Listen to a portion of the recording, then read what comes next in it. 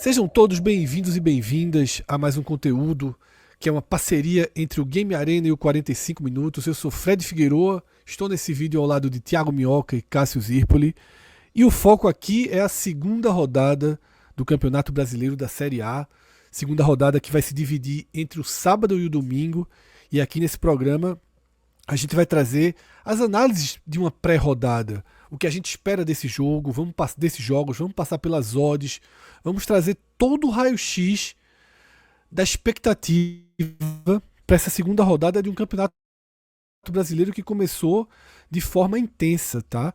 Dos 10 primeiros jogos, a gente só viu uma equipe utilizar uma composição mais reserva na primeira rodada, que foi o Corinthians. Porém, agora há um novo contexto. A Libertadores começou. Nas últimas terça, quarta e quinta-feira, 7 clubes brasileiros estiveram em ação na Libertadores. E a partir de agora a gente fica com um pouco de dúvida entre viagens continentais, jogos de maior exigência de nível técnico. A gente começa a ter dúvidas sobre a força máxima, até onde dá para ser utilizada. E nesse programa a gente vai focar bastante nesse dilema, começando, Minhoca, pelo Fortaleza, que dos brasileiros foi o que teve, sem sombra de dúvidas, a pior estreia na Libertadores.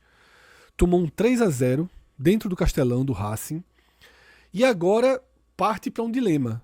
Porque na próxima quinta-feira o Fortaleza precisa responder imediatamente. Precisa de algum resultado em Santiago contra o Colo-Colo. Mas no meio disso tem o Mirassol. Jogo pela segunda rodada do Brasileiro, domingo às 6h30.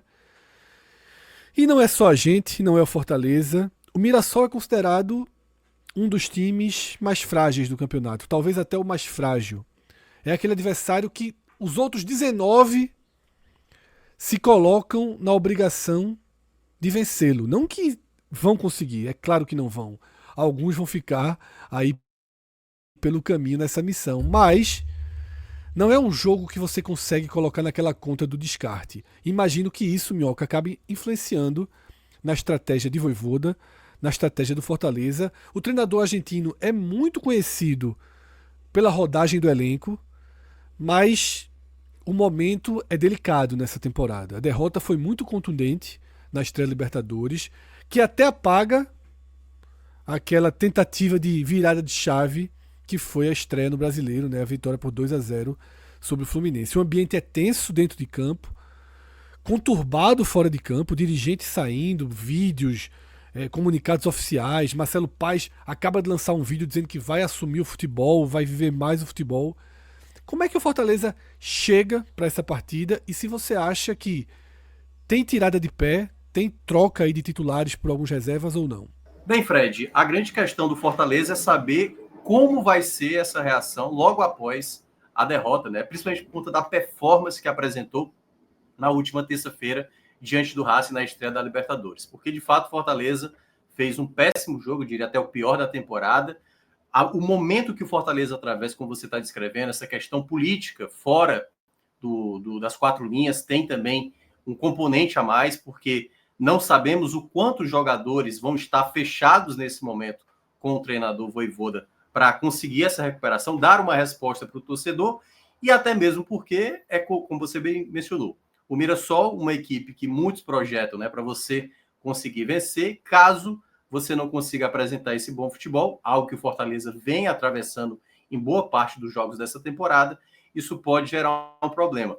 Eu acompanhei o jogo da estreia também do Mirassol diante do Cruzeiro, né, o jogo fora de casa. O Mirassol conseguiu ser uma equipe bastante organizada e o Fortaleza, a gente tinha até citado aqui na semana passada, dessa questão que o Fortaleza tinha esse jogo como uma dúvida contra o Fluminense. Aquela partida, o Fortaleza conseguiu, né, de estreia, jogar muito bem contra o Fluminense. Agora, esse componente, olhando para o que virá na próxima semana, o duelo contra o Colo-Colo, a equipe tem aí uma escolha a fazer. Como tem um bom espaço, o jogo foi na terça-feira contra o Racing, joga domingo e o próximo jogo é só na quinta-feira no Chile, eu acho que o Vojvoda não vai poupar por completo. Pode ter ali uma mistura, né? Talvez ali um time mesclado, de um time considerado mais, digamos, titular, contra o time em reserva, muito embora esse momento que o Fortaleza atravessa, a gente não tem ainda uma certeza de quem é titular, quem é reserva, porque o Fortaleza vive um momento bem instável, pelo menos nesse começo de temporada.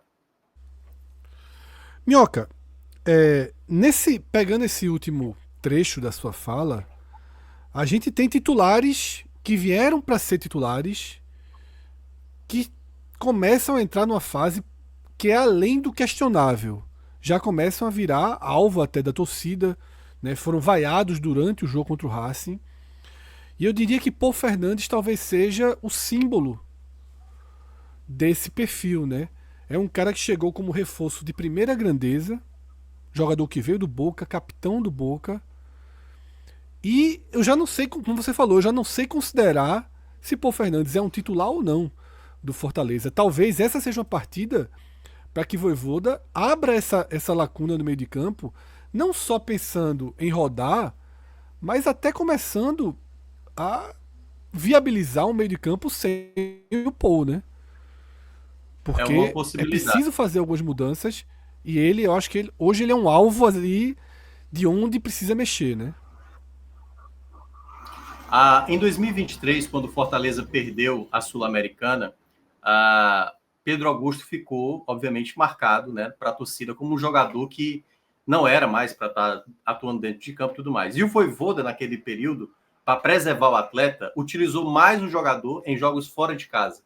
Então, por exemplo, o caso do Gaston Ávila, que também não esteve relacionado nos últimos jogos e que vinha também cometendo falhas, né? Cometeu falhas nas finais do Cearense, nos 2 jogos, e também no duelo contra o CRB pela Copa do Nordeste, e ele não apareceu no banco nem contra o Fluminense e nem contra o Racing. Pode ser que ele agora o coloque para jogar. O mesmo pode valer para o Paul Fernandes. Já que vai ter um jogo fora de casa, a pressão não vai ser tão grande assim, isso pode acontecer. Muito embora eu acho que o que pode determinar a saída do Paul Fernandes da equipe titular foi o que ele apresentou, do mau futebol que apresentou na terça-feira, porque não tenha dúvida. Outros jogadores que ficaram escanteados, como é o caso do Rosseto, como é o caso do Zé Wellison, que até apresentaram bons jogos na temporada, não tiveram a mesma insistência e talvez pelo status do atleta, né? Paul Fernandes era titular, capitão do Boca Juniors.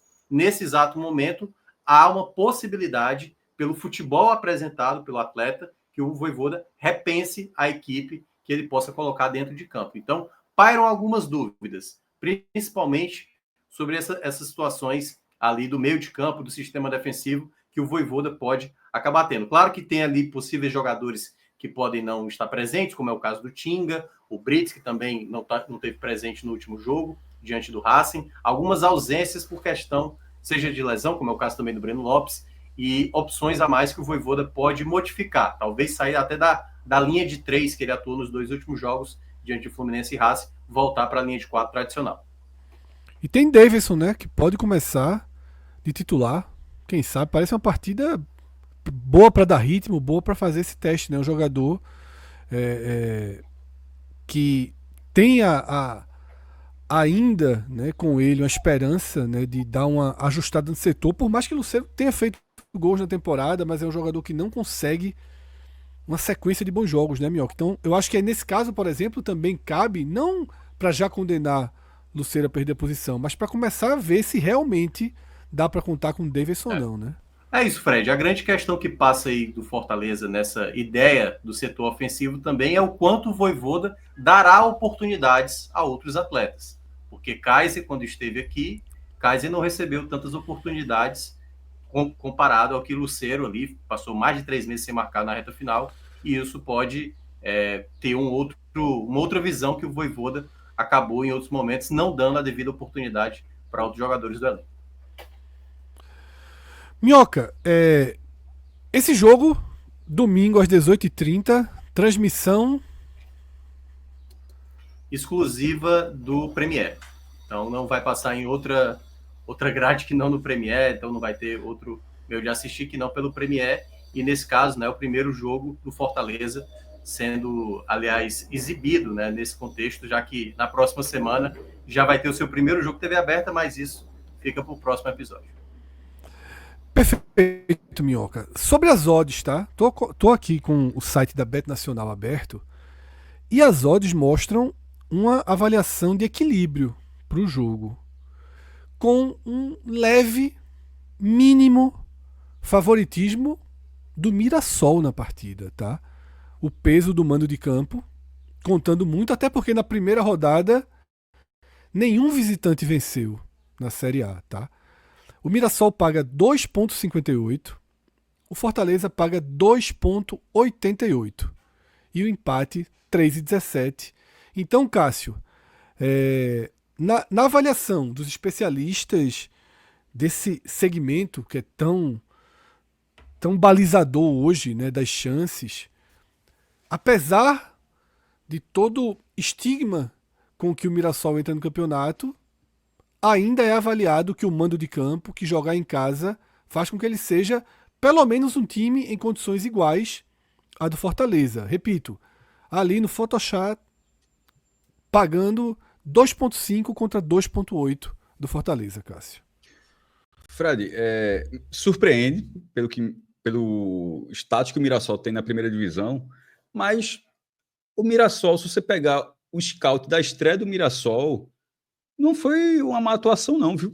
Assim, acabou passando batido, o Cruzeiro venceu o Mirassol, mas o scout foi de finalizações, foi de 16-8 para o Mirassol, de chute na barra foi de 6-2 para o Mirassol. Assim, então, assim, ainda que seja um time cotado ao rebaixamento, talvez o mais cotado ao rebaixamento, a estreia, o Mirassol passou longe de ser amassado no Mineirão. Ele perde o jogo. Então, porque quando os caras fazem essa odd, é baseado em tudo, né? Assim, inclusive não, sobretudo também em performance.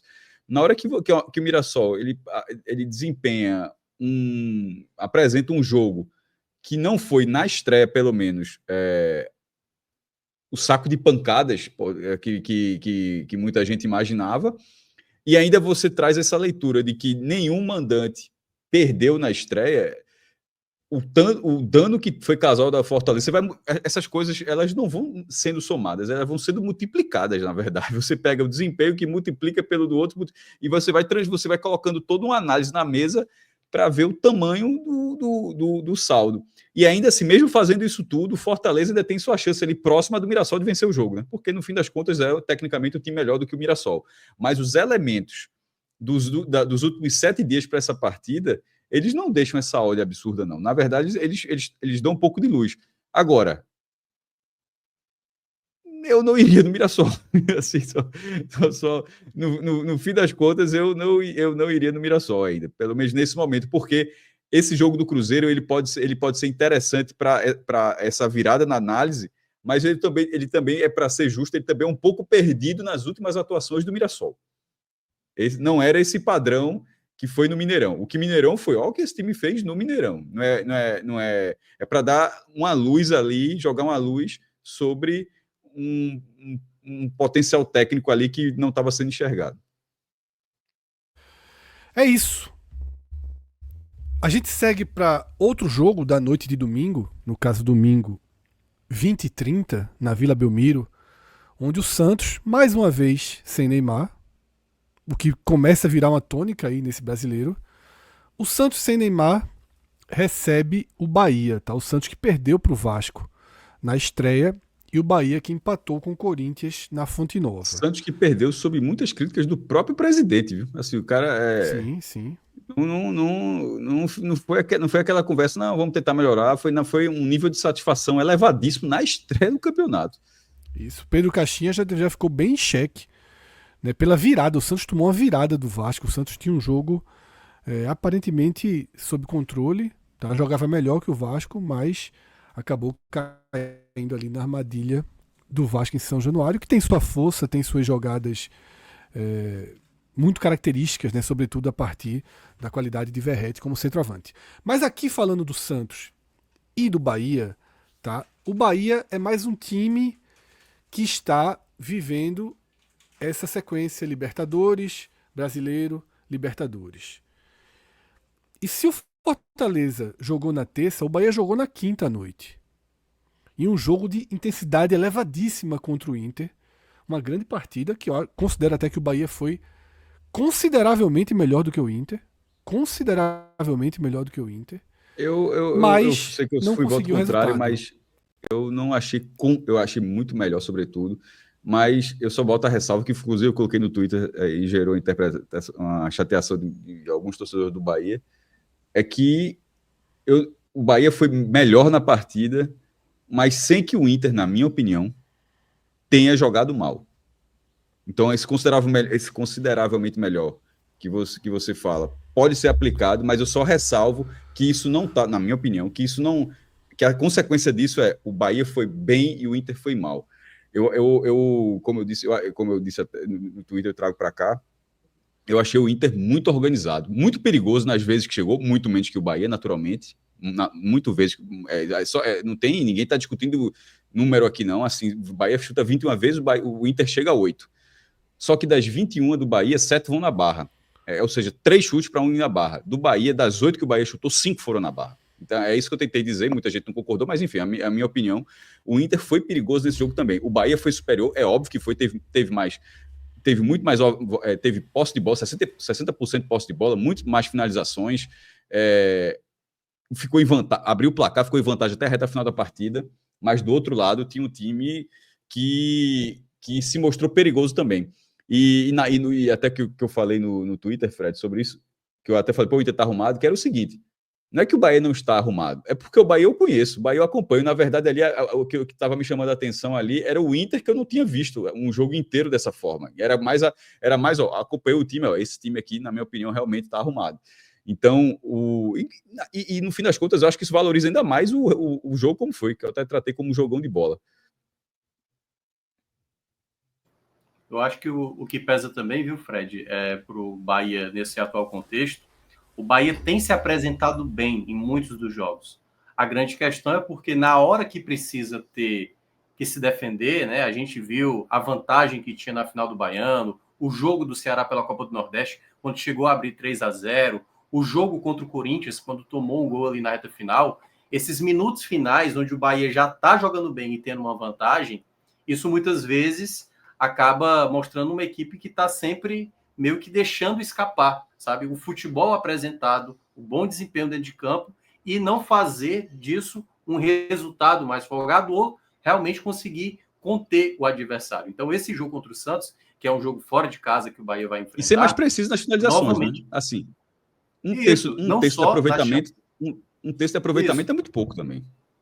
Não só nas chances que ele cria e ter um melhor índice de conversão, mas também, como o Cássio estava mencionando, né? O Inter mesmo, claro, um adversário de mais qualidade do que o Santos, que ele vai enfrentar no final de semana, mas uma equipe que com poucas finalizações conseguiu fazer ali, né, chances mais perigosas. Então, essa equação que o Bahia precisa ainda equacionar, porque o desempenho dentro de campo está muito bom. Agora precisa tentar conciliar com o resultado que muitas vezes no jogo da semana passada contra o Corinthians e no jogo agora do meio de semana contra o Inter, acabou tirando um pouco daquilo que o Bahia poderia ter conquistado. O jogo contra o Corinthians teve a expulsão, né, de Everton Ribeiro, que mudou todo o curso do jogo. E o jogo contra o Inter, as chances que o Inter conseguiu foram de contra-ataques, mas aí também está na conta do Bahia, né, deixar a porta aberta para uma série de contra-ataques que o Inter fez na partida. Não necessariamente no lance do gol, né? O lance do gol, o jogo já estava 1-0, o Bahia já tinha dado uma reforçada no seu sistema de marcação, mas aí acabou dando uma brecha para o empate. Porém, página virada, esse empate tem uma consequência muito danosa na matemática do Bahia na Libertadores. Porque o Bahia ele está num grupo que é considerado por muitos o grupo mais difícil, e ele tem aquela tabela que termina com os 2 jogos fora de casa e contra os 2 adversários mais difíceis do grupo, o Nacional em Medellín e o próprio Inter em Porto Alegre. O que para mim multiplica demais o peso do jogo de quarta-feira em Montevidéu. Porque o Nacional tomou um 3-0 na Colômbia na estreia. O Nacional perdeu do Atlético se Nacional. Tornar. É porque é confuso. Isso. O Nacional perdeu do Atlético Nacional.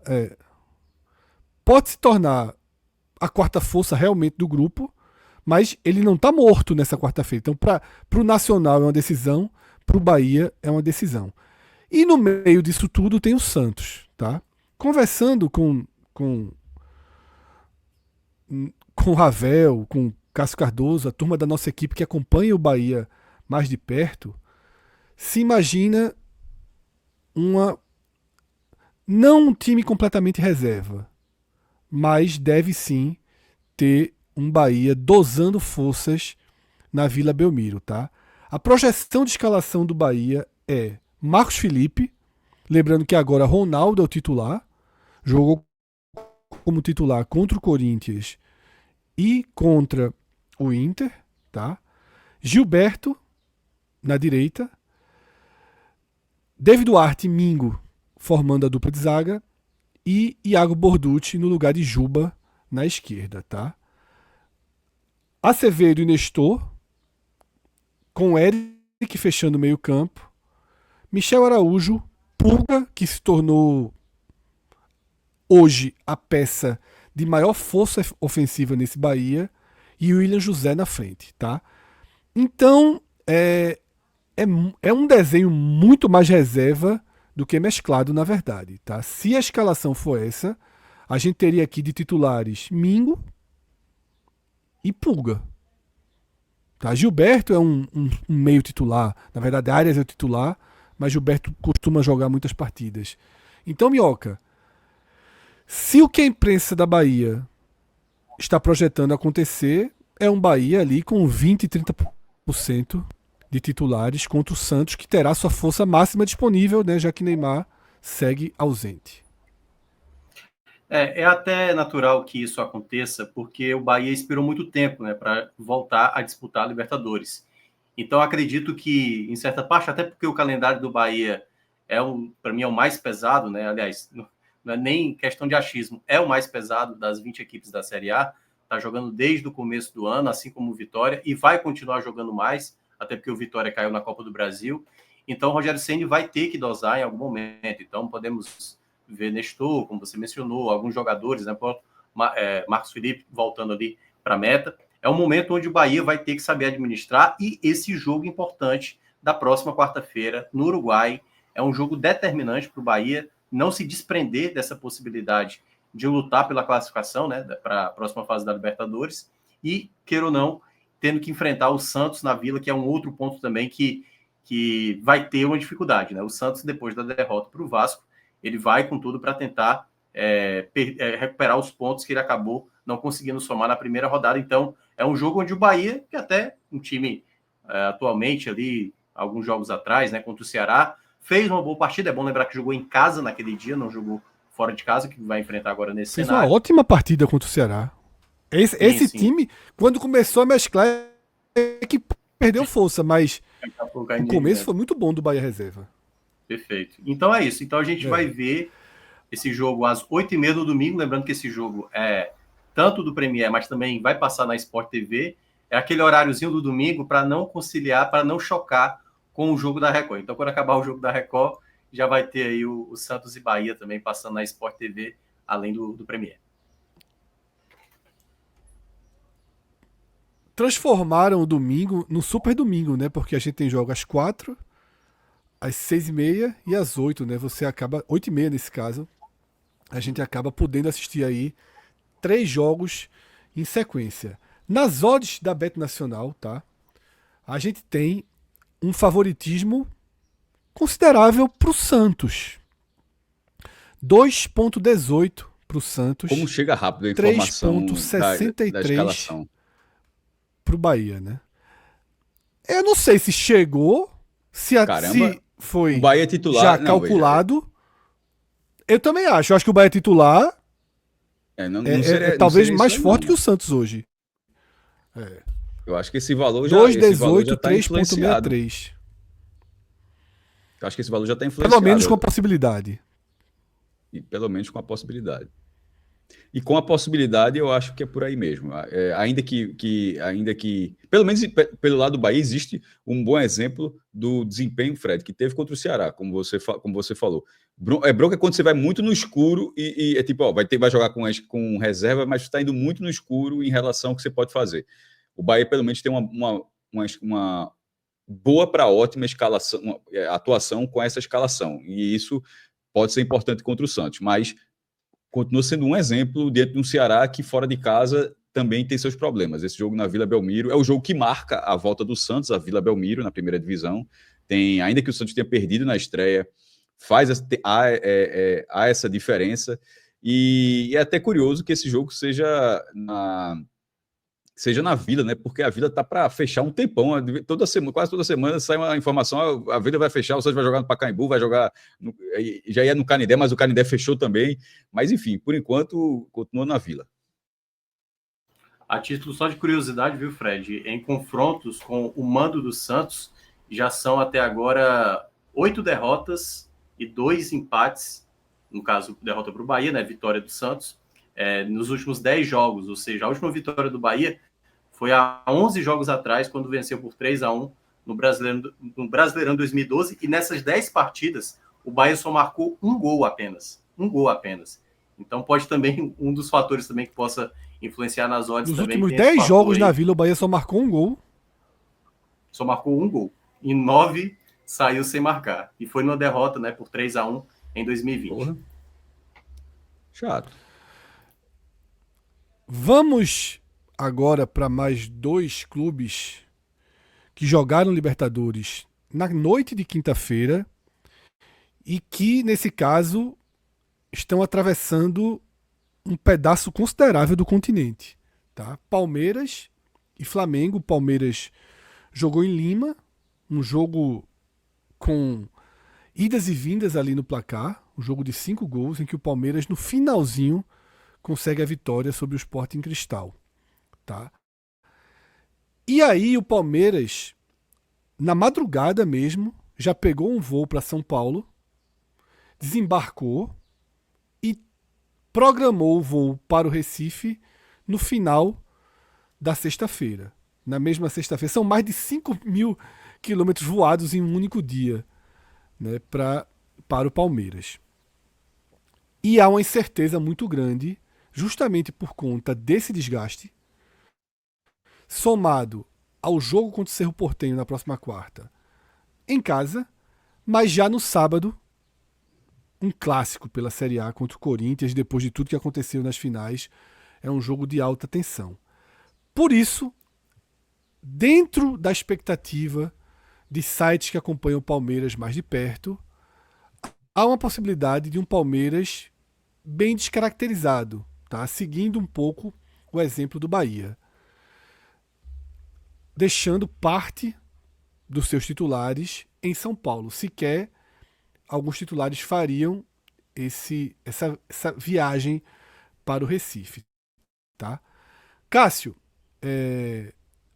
esse jogador que está em destaque aí na foto, Rafael Veiga, não jogou, tá, em Lima. Então, esse é considerado quase uma certeza, tá? Nas escalações que circulam dentro de sites que acompanham o Palmeiras, jogador que pisa na seleção brasileira, né? Isso, ele ou Maurício. Tá? Ainda há uma dúvida de, por ele ser um titular, seria poupado, ou por ele não ter ido pro Peru, ele jogaria. Então lá dentro há uma dúvida sobre a presença de Veiga. Tá? Mas seria o único titular que está sendo listado, né, na possível escalação do Palmeiras contra o Sport. Agora, repito, não há informação oficial alguma garantindo esse movimento. A gente está gravando esse programa na tarde de sexta-feira e até aqui a gente esticou ao máximo a gravação, a gente não tem informações detalhadas sobre que elenco o Palmeiras manda para o Recife, porque não é só o time titular. Se os titulares viajarem, eles ficam no banco e podem dar uma outra cara ao time em caso de necessidade no segundo tempo, né, Cássio? Essa informação de quem viaja é muito relevante para se pensar num pré-jogo entre Sport e Palmeiras. Sem dúvida alguma, Fred. No caso de Rafael Veiga, se jogar só, já que ele está como destaque, ainda que ele tenha perdido o pênalti contra o Corinthians, mas ele é um exímio cobrador de pênaltis. Então seria, no mínimo, um jogador ali que, dentro do jogo, numa bola parada, pode resolver o jogo para o Palmeiras. E sobre a Libertadores, que vai ser logo depois do jogo do Recife, é uma viagem chata também, viu? São 3 horinhas de voo para ir, 3 para voltar. É que o brasileiro, a gente começa os deslocamentos são enormes. E, enfim, foi para Lima, é mais longe, mas assim, também não é a viagem mais curta do mundo, Recife-São Paulo, não. Mesmo sendo voo direto. O Palmeiras, quando vai para o Recife, volta para São Paulo, pega esse jogo que você falou contra o Cerro Porteño, é um jogo que vale a liderança do grupo, do grupo G, o Cerro Porteño também venceu na estreia. Eu tinha falado no outro programa, eu não sei até que ponto pode influenciar para o jogo do Cerro, mas eu não descarto um interesse enorme do Palmeiras em responder no campo, devido à questão do racismo que o time sub-20 do Palmeiras sofreu na Libertadores sub-20 no Paraguai contra o Cerro Porteño. E de repente enfrentar, meu irmão, dá um chocolate nesse time aqui para os caras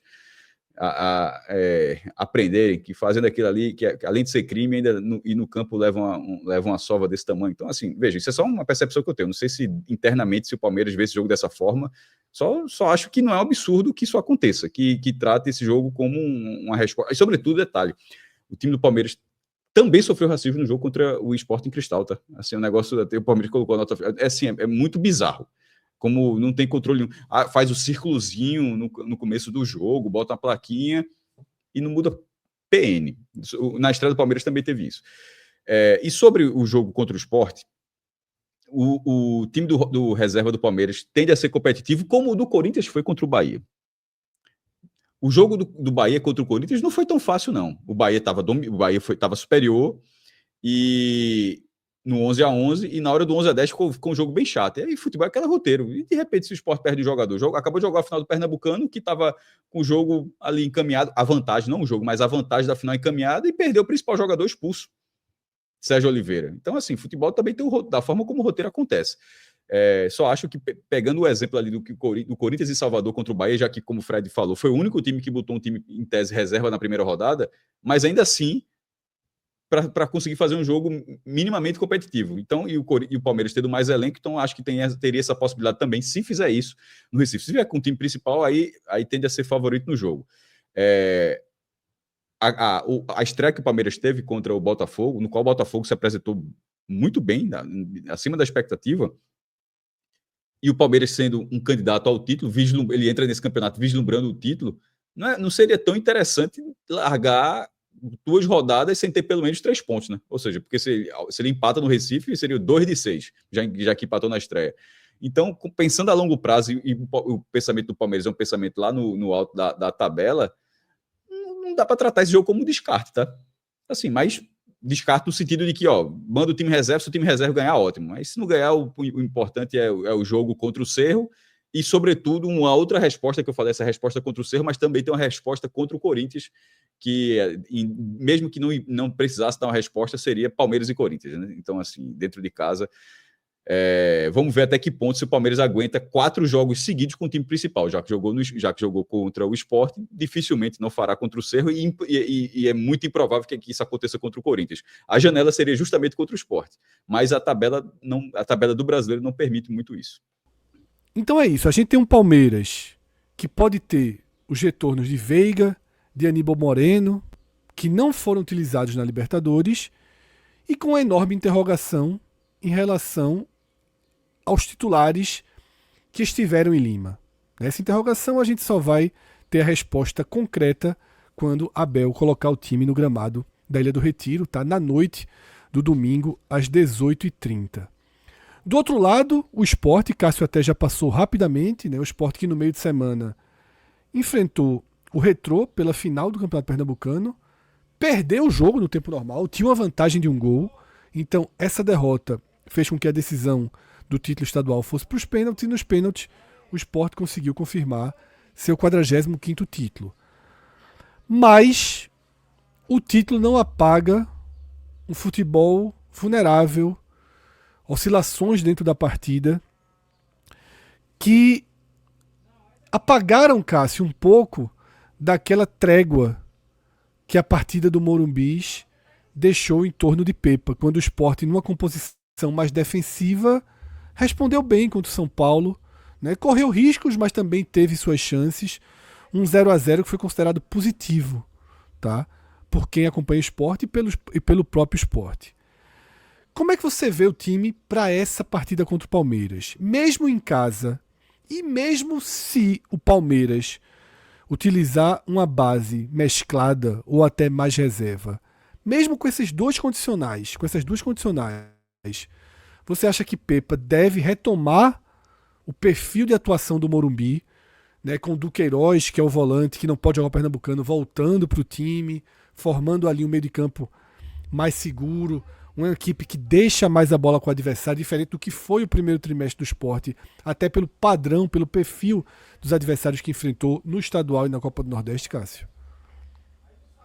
Sim, Fred. Até o Sport está fora da Copa do Brasil, o Pernambucano acabou, e a Copa do Nordeste, que vai ser disputada mais para frente, Duqueiroz pode jogar na Copa do Nordeste. Então, na verdade, agora, o Sport não tem mais restrição de escalação, como tinha no Pernambucano. Na final do Pernambucano, a gente debateu isso bastante, né, no pré-jogo, na resenha Beto Nacional, que se o Sport ia ou não tentar emular o time contra o São Paulo diante do Retrô. E a dúvida do debate, a questão do debate ali era que não tinha Duqueiroz à disposição, mas tinha Fabrício Domingues. Aí, será que Fabrício Domingues faria teria a mesma performance? Conseguiria desempenhar o mesmo papel? E dessa vez não tem mais essa dúvida, porque ali Duqueiroz não podia ser escalado, ou seja, Pepa queria tentar jogar do mesmo jeito, mas não tinha as peças para fazer aquilo. E acabou não dando muito certo, na minha opinião. Então, agora ele pode fazer isso em qualquer momento, inclusive na Copa do Nordeste, quando a Copa do Nordeste voltar daqui, sabe-se lá quando, mas volta ainda esse ano. Eu acho que o melhor caminho para o Sport seria tentar jogar da forma como jogou no Morumbi e, obviamente, tentando melhorar o seu papel ofensivo. Aí é do jogo, aí dependendo da qualidade técnica do adversário, do dia que você está, da sua performance. Mas eu acho que a forma como o Sport iniciou o Brasileiro deveria ser o fio para seguir em relação a essas partidas, sobretudo essas primeiras partidas, que é uma tabela bem difícil, né? Aí pega o Palmeiras, depois pega o Vasco e São Januário, depois tem o Corinthians em Itaquera, assim, aí vai ter o Bragantino em casa, é o ponto, pelo menos nessa tabela inicial, o ponto fora da curva, são jogos bem difíceis. Então, nesse perfil de jogo, e a gente estava também no pós-jogo, a resenha nacional foi tanto pré quanto pós-jogo, e lá Chico, o zagueiro do Sport, até falou sobre esse esporte ser reativo e propositivo dependendo do jogo, depende da situação de jogo, ou seja, que o adversário vai importar, Fred, para o papel que o esporte vai desempenhar. E se o adversário vai importar, eu acho que o Palmeiras é um desses casos onde, em tese, o esporte tem que ser reativo. A Ilha do Retiro é um fator para o clube ter uma atuação mais segura. Jogou no Morumbi com 37 mil pessoas, 36 mil do São Paulo e 1.000 do Sport. Na Ilha do Retiro, saiu uma parcial pouco antes da gente começar essa gravação, já foram 16 mil ingressos. O Palmeiras vai ter 2.600. Eu não sei se já venderam todos os ingressos do Palmeiras, mas tem direito a 10%, é 2.600. Todo o restante, 23 mil e pouco, vai ser da torcida do Sport e 16 mil já foram vendidos. Ou seja, vai ter uma Ilha do Retiro cheia na noite de domingo. A pressão inicial, o fator casa funciona, o Sport tem esse fator casa, como os outros clubes do Nordeste têm, historicamente tem. Então, isso só não pode transformar, já que está jogando em casa, muda, agora parte para cima. Não, é ser inteligente. Então, eu acho que nisso seria emular o que fez no Morumbi. Então, Cássio, nas avaliações aqui das odds da Bet Nacional, o Sport, ele é a maior zebra entre os mandantes da rodada. Tá? Mais um motivo. Quase igual ao Vitória, que é o próximo jogo que a gente vai analisar. Não é a maior zebra da rodada. A maior zebra da rodada eu vou guardar aqui na hora que chegar o jogo. Eu vou apresentar, e é até surpreendente o que as odds consideram como resultado mais improvável de toda a rodada. Para esse jogo da Ilha do Retiro, o Sport paga 4,77 pela sua vitória, tá? 4,77.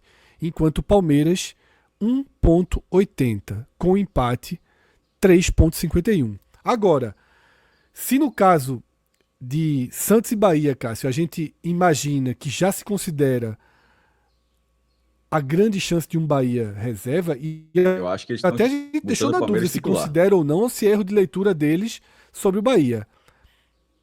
Aqui você acha que eles estão considerando o Palmeiras titular, né? Eu acho que é o Palmeiras titular. O Palmeiras reserva tem tudo para, como eu disse, continuar sendo competitivo. Mas eu não sei se o Palmeiras reserva, ou quase reserva, E eu não sou um especialista em odds, né? Mas assim, mas dentro do que a gente já acompanha aqui há algum tempo, vendo essas médias da forma como eles precificam cada jogo, eu não acho que o Palmeiras reserva ou quase reserva seja 1,80.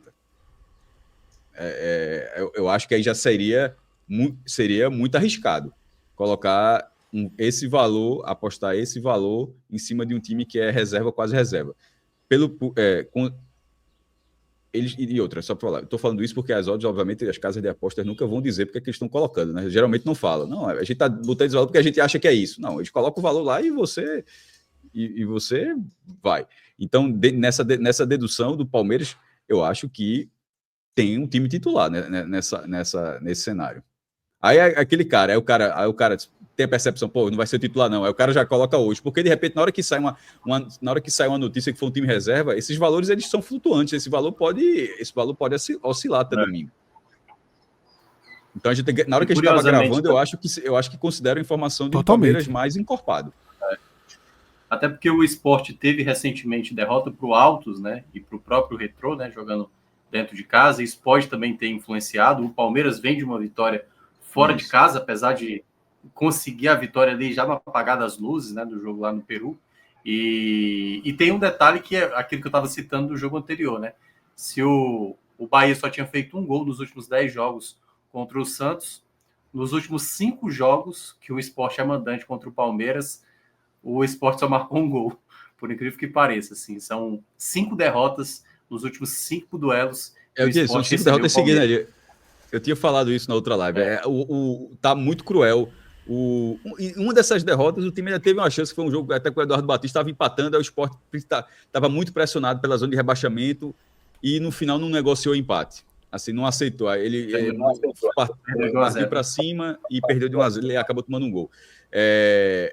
Também teve os jogos da pandemia também, os jogos de portões fechados, onde bom de cenário, mas são 5 derrotas para o Palmeiras em casa. E esses 2 jogos do Altos e do próprio Retrô, que você tem total razão, mas eles são intercalados pelo chamado esporte hipotético, que a gente fala tanto aqui nessa live. Que para o torcedor do esporte é a expectativa de que aquilo seja o padrão, não o do Altos e o do Retrô. Claro. Porque não era bem a força máxima, né, que o esporte pode colocar em campo. E aí, Fred, esse confronto Sport e Palmeiras vai ser um jogo da TV aberta, só que na Record, a partir das 6h30, e também, simultaneamente, vai estar no YouTube, na Cazé TV, além do próprio Premiere também, para quem quiser acompanhar. Ou seja, 3 possibilidades de transmissões para os torcedores aí que quiserem acompanhar essa partida. É o primeiro jogo do Sport nesse contrato com a Liga Forte União e naturalmente, o primeiro do Palmeiras aparecendo na outra liga, que o Palmeiras é da Libra, só que ele é visitante nesse jogo, então ele vai aparecer na transmissão da Liga Forte União. Narração de Kleber Machado vai ser esse jogo. Já fez até o anúncio aqui para a afiliada da Record de Pernambuco, que é a TV Guararapes.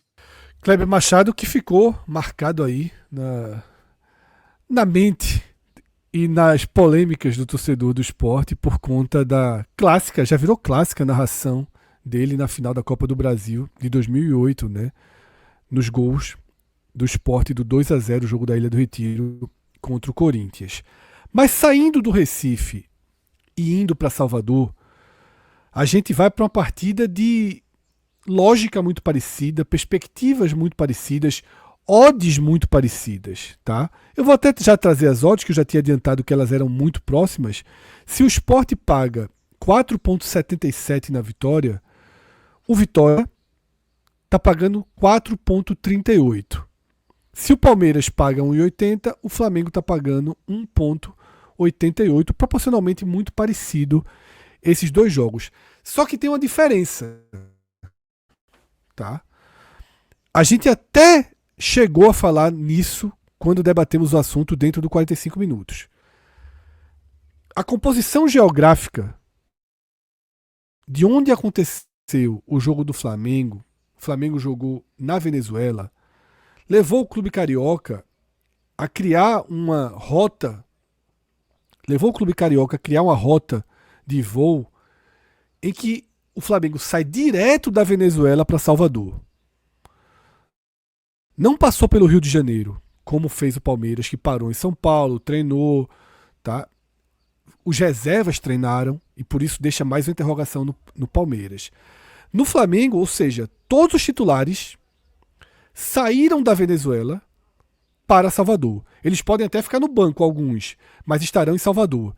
E aí ainda tem uma outra notícia que complementa. E aí eleva o peso do Flamengo para esse jogo. Arrascaeta, Gerson, Plata e Wesley, que não foram para a Venezuela, já pegaram avião para se encontrar com o restante do grupo na Bahia. Então, o Flamengo deve ter muito perto da sua força máxima, né, Cássio? Eu tinha falado no guia que o Flamengo trataria o brasileiro diferente. Não sei se você se recorda. Não sei se foi no guia, acho que foi no guia, mas se não foi no guia, foi na live. Mas que o tratamento do Flamengo para o brasileiro desse ano seria diferente, de que apesar da força das Copas, de todo o interesse de ganhar a Copa do Brasil mais uma vez, de voltar a ser tetracampeão da Libertadores, ser o primeiro tetra. O Brasil tem vários tricampeões da Libertadores, vamos ver quem vai ser o primeiro tetra. Mas que pelo investimento que o Flamengo fez, pelo que o brasileiro vale, e o fato de ter sido o campeão pela última vez em 2020, e dentro do que está se tornando o futebol brasileiro, passar 5 anos para um clube desse sem ganhar o Campeonato Brasileiro já é muita coisa. Então, que o Campeonato Brasileiro não ia ser um campeonato do Flamengo jogar 15 rodadas com time em reserva. Por exemplo, o jogo, acho que é da 12ª rodada, que é Sport e Flamengo na Ilha do Retiro, o Flamengo, por exemplo, fez uma solicitação junto com outros clubes para adiar esse jogo, porque esse jogo é um pouco antes da viagem para o Mundial de Clubes. Ou seja, em outros momentos, o jogo vai lá, joga com o time reserva e o time principal vai para o Mundial de Clubes e bola para frente. Mas no caso, é tão assim, minimizar ao máximo a utilização de uma equipe não principal, e isso, para mim, já está nesse primeiro exemplo fora de casa, nessa viagem contra Salvador, que se Rio-Salvador pode não ser a viagem mais longa do mundo, mas o roteiro não era esse, né? O roteiro era a Venezuela-Salvador. Então, mesmo assim, a preparação do Flamengo indica que essa sensação ela realmente deve se confirmar em 2025. Thiago Minhoca, tua visão desse Vitória e Flamengo, tá?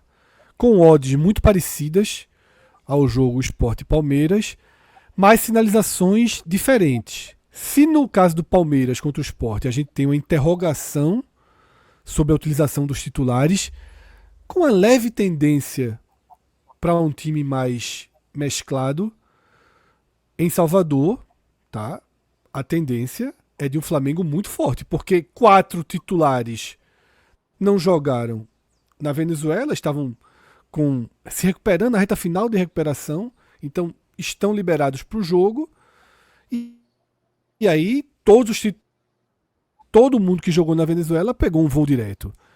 Ou seja, Felipe Luiz vai ter todo mundo no banco. Então, o Flamengo muito forte contra o Vitória, né? Eu acho até que o Flamengo, por esse desenho, a gente falando aqui mais de 48 horas antes das partidas, eu vejo um Flamengo com mais peso e mais favorito do que o Palmeiras, tá? Não sei se essas odds vão se ajustar, se a do Flamengo vai diminuir, se a do Palmeiras vai aumentar, enfim. Mas eu acho que o Flamengo desenha aí um favoritismo considerável contra o Vitória. Eu acho que é um pouco diferente essa questão Palmeiras e Flamengo, porque primeiro o Flamengo não vivia um momento de pressão que o Palmeiras estava enfrentando, né? O Palmeiras teve que buscar uma vitória suada no Peru contra o Sport Cristal, e o Flamengo, já sabendo dessa dificuldade, também por conta de jogadores lesionados, e até mesmo, assim, tanto Palmeiras e Flamengo, eu acho que tem grupos bastante acessíveis para eles, acho até mais o Flamengo. Então deu para ver até na escalação que o Felipe Luiz colocou nessa quinta-feira contra o Táchira, né, que ele colocou 3 velocistas, né, que era Michael, Everton Cebolinha e Luiz Araújo, com o Bruno Henrique, ou seja, não utilizando um homem referência.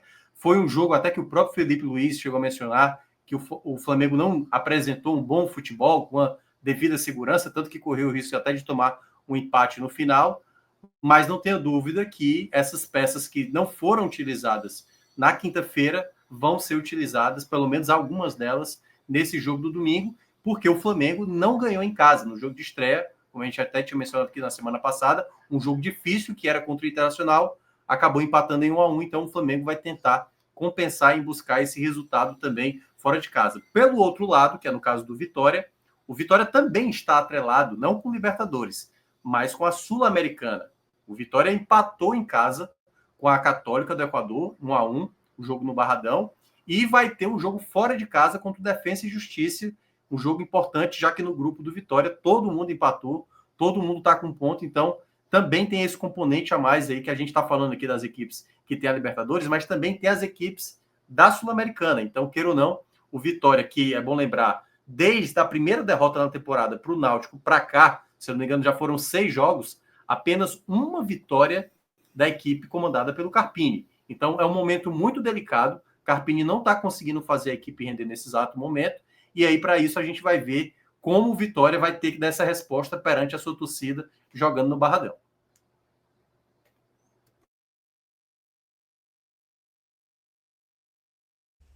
É isso. E agora a gente segue para mais 3 jogos de equipes que estão na Libertadores. Uma delas, a gente até já comentou aqui, Cássio até já fez uma explanação maior relacionada à atuação do Inter, né, contra o Bahia na Fonte Nova. O Inter estreia na Libertadores num jogo duríssimo contra o Bahia na Fonte Nova, empata em 1-1, volta para Porto Alegre, mas tem uma semana, pensando em Libertadores, relativamente tranquila, porque joga no Brasileiro no domingo às 18h30 em casa, tá? Contra o Cruzeiro, e depois pega o Atlético Nacional de Medellín também em casa. Só no final de semana que vai precisar viajar para enfrentar o Fortaleza. Lembram do meu spoiler sobre o time que é a maior zebra da rodada?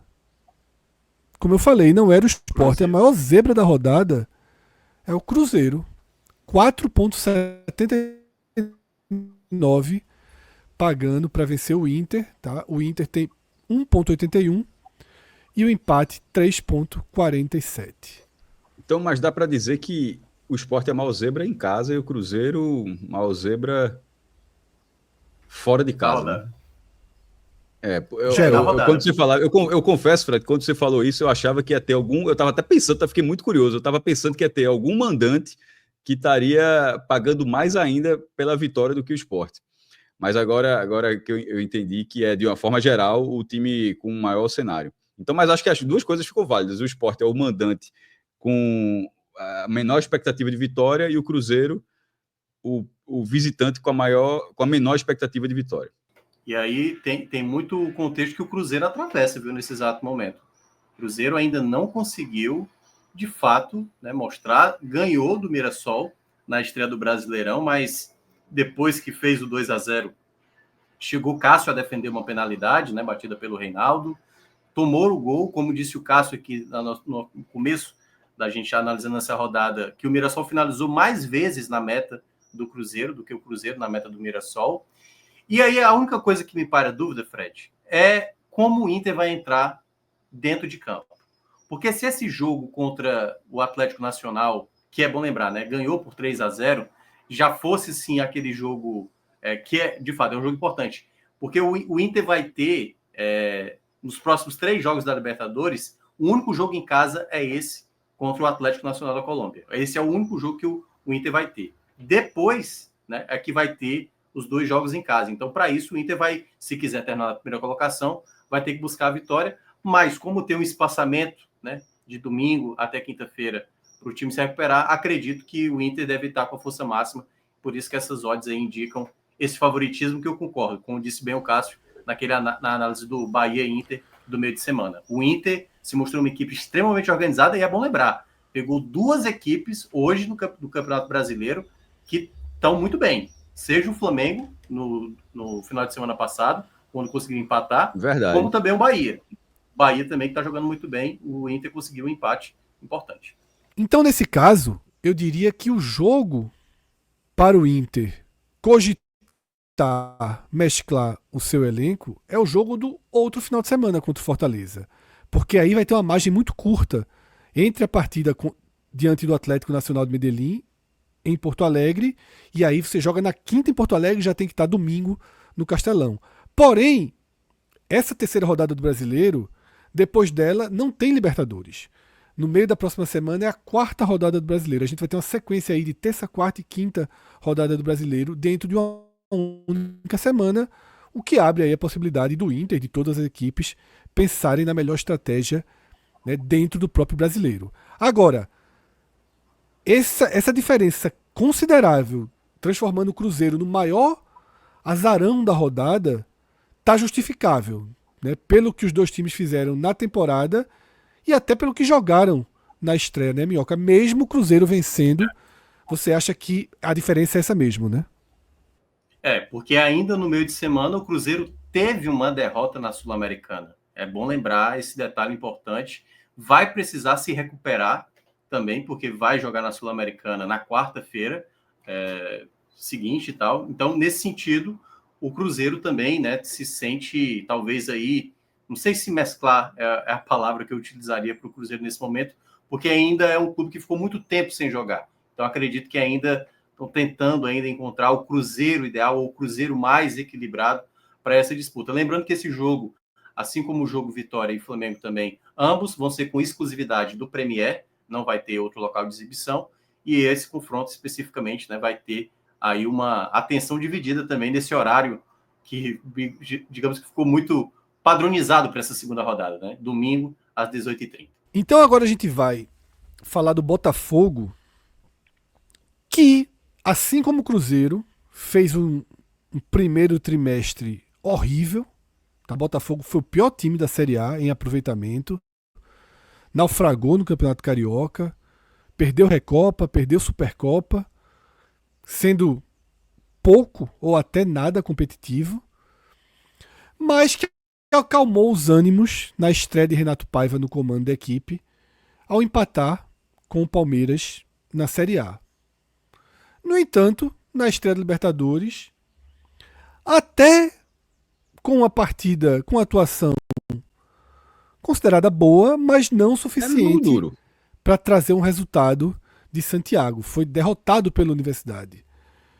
E aí, Cássio, nesse cenário todo, tá tendo uma equipe mais frágil na terça-feira pela frente, na Libertadores, por tudo que o Botafogo já viveu esse ano, pelas interrogações, tendência de Paiva utilizar dentro de casa a força total, tá? Lembrando que Savarino é dúvida.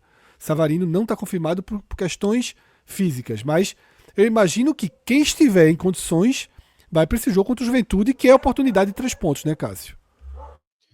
Fred, o Botafogo precisa retomar até perante sua torcida, já porque ele, depois de os primeiros meses horrorosos, assim, pelo Campeonato Carioca, mas com toda a questão que a gente já foi debatida, pela prioridade, pela própria fala do John Texel de o que vale ao brasileiro, mas durante esse período, que em tese não vale, perdeu a Recopa, perdeu a Supercopa, conquistas que tinham valor, mas que, enfim, que acabaram ficando em segundo plano para a montagem do time. Para o brasileiro, a estreia foi animadora em termos de performance, mas falta essa atuação ainda no Rio de Janeiro. O jogo foi em São Paulo e o jogo contra a Libertadores foi em Santiago do Chile. Eu acho que até para a própria torcida do Botafogo, para que a própria torcida do Botafogo abrace essa causa, essa causa, melhor dizendo, essa narrativa de que vale a partir de agora, do fim de março, início de abril, daqui para frente, o Botafogo precisa vencer esse jogo de Juventude, mesmo tendo a Libertadores na sequência, inclusive até porque o próximo jogo da Libertadores é bastante acessível, né? Então, assim, eu, para mim, não colocaria em qualquer dúvida em relação a força máxima do Botafogo nesse jogo contra o Juventude, que tem a curiosidade de ter sido a final da Copa do Brasil de 99, o maior público da história da Copa do Brasil, 101 mil pessoas, 0-0. Juventude tinha vencido o primeiro jogo Caxias do Sul e foi 0-0 no Maracanã, e o Juventude acabou sendo campeão, o que, obviamente, eu não acho que nenhum torcedor do Botafogo não queira sempre ganhar do Juventude quando reencontra, não. Botafogo e Juventude também, né? Além do fato do Juventude ter vencido até com uma tranquilidade, né? O Vitória por 2-0, ou seja, o Juventude que, pelo menos a gente cogita aí, lutando por mais um ano de uma permanência. O Juventude tem muita dificuldade de ficar anos seguidos, né, na Série A, consegue geralmente ali um primeiro ano, uma permanência, mas no ano seguinte geralmente uma dificuldade. Claro que não é o favorito desse confronto, né? O Botafogo indo com a força máxima se torna essa equipe considerada mais favorita, mas aí é onde o Juventude vai precisar melhorar, né? No Campeonato Gaúcho não esteve tão bem nos jogos fora de casa, foi o que pesou também, até para não chegar ir mais longe também nas competições ali do começo do ano. Foi eliminado, por exemplo, na Copa do Brasil, que pesou muito. Então, esse Juventude, como visitante, se torna também, né, até um ponto aí a se observar, porque não fez um bom trabalho. Aliás, desde o ano passado, a gente sabe que o Alfredo Jaconi é o principal trunfo que o Juventude terá nessa Série A. Esse jogo, assim como a maioria dos jogos, do sábado às 9 horas da noite, é o jogo realmente que a Sport TV coloca como prioridade. Então, esse jogo aí, isolado do sábado às 9 da noite, não só em 4K. Sport TV, como 4K, também o jogo que vai passar no Premiere. Saindo do Rio de Janeiro, a gente vai agora para um jogo que acontece em Belo Horizonte no domingo, com o São Paulo vivendo essa dinâmica de viagens para Libertadores. O Atlético Mineiro está jogando a Sul-Americana, mas quando a gente coloca na balança o peso do Campeonato Brasileiro com pelo menos a primeira fase da Sul-Americana, os clubes costumam priorizar o Campeonato Brasileiro. Por isso esse debate acontece mais com quem está jogando a fase de grupos da Libertadores. E a gente tem aí o São Paulo, uma equipe que parece viver sempre muito próxima ali do limite para uma demissão de Zubeldia, se equilibrando ali no limite para a crise se agravar. Zubeldia estava muito com a corda no pescoço, aí teve uma reta final de Paulista um pouco melhor, a eliminação para o Palmeiras foi toda para conta do pênalti marcado, tirou esse peso, né, de Zubeldia. Vem a estreia na Série A, um empate em 0-0 diante do Sport, tá? Um jogo em que o São Paulo tinha absoluto favoritismo e obrigação de vencer. Volta todo o calor ali da crise, volta a pressão, mas na Libertadores estreia contra o Tadieres, fora de casa, na Argentina, longe de ser um jogo fácil, e aí consegue o resultado que não conseguiu contra o Sport. Então, Minhoca, nessa balança de oscilações do São Paulo, qual o peso desse jogo, tá, contra o Atlético Mineiro? Dá para tirar um pouquinho desse peso, ou você acha que a linha ali continua extremamente tensa no trabalho de Zubeldia? Lembrando que, mais uma vez, Lucas, que a gente vê aqui na imagem, e Oscar finalizam a semana como dúvidas para o jogo. Tá? O São Paulo segue aí, são dois jogadores importantíssimos para o elenco, para a capacidade ofensiva do time, mas o Beldia segue agora com uma chance pequena de contar com os dois jogadores, mas possivelmente só no meio da semana, pela Libertadores, a dupla está de volta. É um ano complicado para o São Paulo, porque o São Paulo está tentando já há algum tempo, né, ser um clube mais sanado financeiramente. São Paulo vem com dívidas e tudo mais, e está tentando esse ano não comprometer tanto o orçamento. Então não quer fazer loucuras, muito embora esse discurso também já foi falado em outras temporadas, e estava lá chegando vários jogadores, salário alto, e é só ver o caso do Oscar recentemente que chegou, né? Então também, até pelo fato de ter um elenco, né, jogadores que para essa rotina, né, com jogos meio e final de semana, em algum momento ele vai ter que girar. Por exemplo, Luciano não foi titular no duelo contra o Tadieres. Acredito que talvez ele vá jogar contra o Atlético Mineiro. Acredito que o Zubeldia vai de novo alterar parte da equipe, talvez não por completo, até porque o jogo contra o Alianza é só na quinta-feira, então acredito que ele vai tentar o mais próximo do time titular. Mas o futebol que o São Paulo tem atravessado com o Zubeldia, ele não é muito diferente do que o São Paulo atravessa nos últimos 15 anos. Então essa narrativa de pressão no treinador, os resultados não aparecerem, todo esse contexto que o São Paulo atravessa nos últimos 15 anos, já aconteceu com o Crespo, com o Rogério Ceni, com o Muricy Ramalho, com tantos outros treinadores, e o Zubeldia não seria por menos. A grande situação que o São Paulo atravessa nesse exato momento, que eu acho que requer uma frieza, principalmente internamente no São Paulo, e que às vezes a torcida talvez falta compreender, é entender que o elenco que o São Paulo vai ter não vai ter jogadores de uma prateleira mais alta do que boa parte dos seus concorrentes do Campeonato Brasileiro tem, né, como Flamengo, Palmeiras, Botafogo, o próprio Atlético Mineiro, que aí já entrando no Clube Mineiro, é o principal fator do Atlético Mineiro é o mando de campo. O Atlético Mineiro utiliza muito bem esse fator. Ano passado mesmo, bateu o São Paulo em Minas, e isso faz com que, na minha avaliação, esse confronto, lembrando que esse jogo é TV aberta, vai passar na Globo, assim também como no Premier, esse jogo especificamente, ele é um confronto que eu vejo um favoritismo mais para o Galo, até por estar jogando dentro de casa e por ter hoje um elenco melhor, principalmente por ter perdido o seu jogo de estreia para o Grêmio, né, na primeira rodada do Brasileirão. E é o seguinte, tá? Quando eu falei que o Cruzeiro tinha a odd mais alta, eu cometi um grave erro, porque eu só estava aqui com a página da Bet Nacional aberta no domingo. Eu tinha esquecido de subir a tela para ver os jogos do sábado. E nos jogos do sábado, existem 2 times com odds mais altas do que a do Cruzeiro. Um deles, até naturalmente eu diria, o Juventude, que a gente já debateu aqui, tá? O Juventude contra o Botafogo, quem apostar na vitória do Juventude tem um retorno de 6,27 contra 1,53 do Botafogo, que aí sim, tá? Esse jogo é o de odds mais abertas, o de odds mais extremas, ou seja, o Botafogo é o maior favorito da rodada e o Juventude, esse sim, tá? O maior azarão da rodada.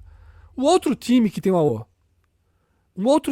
odd maior, que é a do Cruzeiro, eu vou guardar para a próxima página, tá? E a gente vai agora para a última página aqui desse programa, onde a gente tem 3 jogos. Daqui a pouco eu vou revelar, porque a segunda maior odd da rodada, abaixo apenas do Juventude, não está no jogo do Castelão. O jogo do Castelão entre Ceará e Grêmio tem um favoritismo do Ceará, pagando 2,33, enquanto o Grêmio 3,17. Thiago Minhoca, o Ceará é um time que tem números muito bons na temporada, algumas atuações, sobretudo diante do Fortaleza, muito boas. É um time, sem dúvida, encaixado. Condé conseguiu dar um perfil, conseguiu dar uma forma de jogo clara. Mas na estreia da Série A, a gente viu as 2 faces desse time em campo. Um Ceará contundente, encaixado, que soube se aproveitar de um Red Bull que entrou meio perdido no campo, forçando jogadas. O Ceará muito mais fechadinho, muito mais organizado, né, com posicionamento muito mais definido dos seus jogadores, tocando bola mais fácil, criando mais. O Ceará abre 2-0 e aí acaba dando um passo atrás, devolvendo o campo para o Red Bull Bragantino, talvez esperando que o adversário continuasse errando e aí você tivesse os contra-ataques, mas aí o Red Bull Bragantino entra no jogo, consegue um empate e poderia até ter virado a partida. Eu diria que essa estreia do Ceará, por um momento, parecia sublinhar essa boa característica de ser um time muito eficaz, muito sólido na temporada, mas acabou que deixou a interrogação no ar. A gente tinha dúvidas sobre o perfil dos adversários que o Ceará enfrentou, sobre o fato de ter jogado muitas partidas dentro da sua própria cidade, né, alternando apenas entre Castelão e PV. Mas agora eu acho que diante do Grêmio vem um teste bem interessante, porque o Grêmio é um time que não se mostrou próximo do ideal no Campeonato Gaúcho, mas bateu o Atlético Mineiro na estreia do Brasileiro, venceu na estreia da Sul-Americana e ganha corpo. Então, me parece o tipo do jogo bom para o Ceará medir a sua força, porque você não tem pela frente um super favorito capaz de envolver e de não te deixar jogar, mas tem um adversário capaz de ser um termômetro interessante para parte fundamental dos outros adversários que ele vai ter nessa Série A, né, Minhoca? Eu diria até que as odds que você menciona, ela tem muito a ver com como realmente cada um dos clubes lida com o mando. O Ceará, né, tem 22 jogos de invencibilidade jogando aqui na cidade de Fortaleza. Então, somando jogos em que ele também teve confronto com o Fortaleza, com o Ferroviário, no qual ele foi visitante, ele não perde há 22 partidas, ou seja, 8 partidas do ano passado e 14 esse ano. Esse é um fator importante. Que do outro lado você tem um Grêmio também, que quando joga fora de casa, apesar de ter vencido, é bom lembrar, o Luquenio no meio de semana pela Sul-Americana, mas sem apresentar também um futebol muito confiável. O Grêmio teve muita dificuldade na Copa do Brasil, em partidas fora de casa, né? 2 partidas que ele levou até as penalidades, mas o Ceará fica essa dúvida agora contra o adversário de mais qualidade.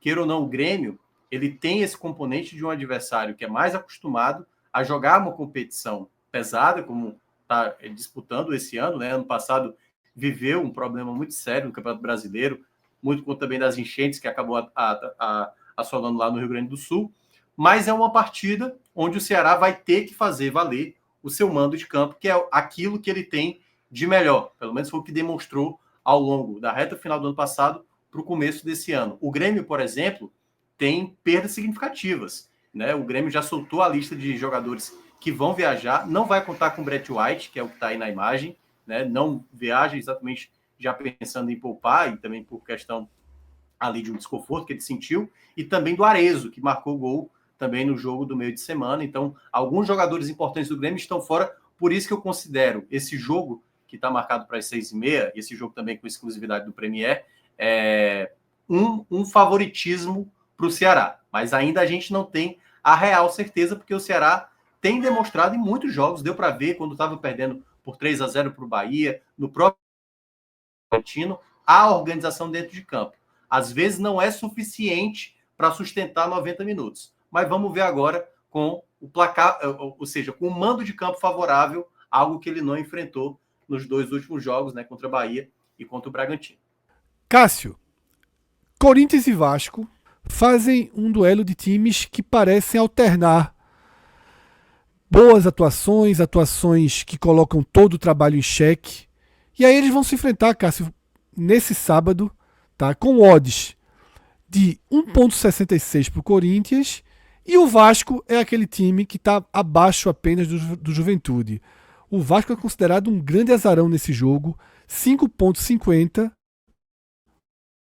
Ou seja, apesar das oscilações do Corinthians, né, campeão estadual, mas aí já perde na estreia da Sul-Americana, ainda assim, o universo das apostas tem uma confiança extra no Corinthians, que, convenhamos, é mais time que o Vasco mesmo, então com a força máxima é favorito para esse jogo, Cássio. Fred, o Corinthians que largou mal na Sula, o Vasco que tá ali fez o seu papel na estreia do Brasileiro. O Corinthians vai ter quando chegam para esse jogo, ainda que você pegue esses últimos resultados, que foi a análise que você fez, mas eu acho que aí você também precisa, mesmo considerando a largada na Sul-Americana, mas que para o Corinthians essa Sul-Americana é completamente prêmio de consolação, já que o Corinthians está na Sul-Americana porque foi o único brasileiro eliminado na fase preliminar da Libertadores, ou seja, tem um gosto diferente ali. Eu acho que é um pouco do que foi o Fortaleza naquela Sul-Americana, e Fortaleza chegou na final. Você abraça quando você vai mais para frente.